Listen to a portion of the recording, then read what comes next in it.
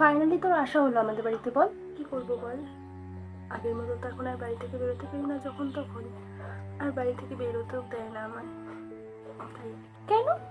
বিয়ের আগে তো খুব বলেছিল যে তোকে ছাড়া কোনো কিছু করবে না, তুই যেটা বলবি সেটাই করবে। কি হলো সেসব? কি জানিস তো, প্রকৃতির একটা নিয়ম আছে, সময়ের সাথে সাথে সব কিছুর পরিবর্তন হয়।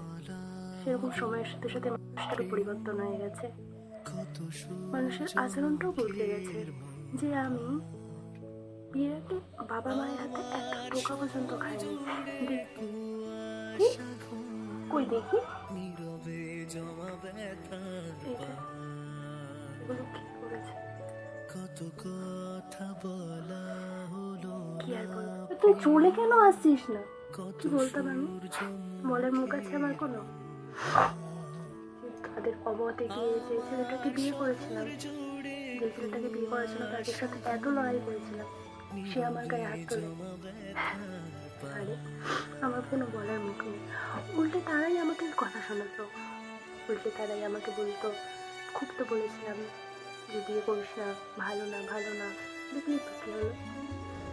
চাইলেও বলতে পারবো না। তুই দেখ, তুই যদি বাড়িতে এসে সবাইকে বলিস, বোঝাস, নিশ্চয়ই বুঝবে। হ্যালো, হ্যাঁ আমি যাচ্ছি, এখন যাচ্ছি। হ্যাঁ তুমি রাখো, আমি যাচ্ছি।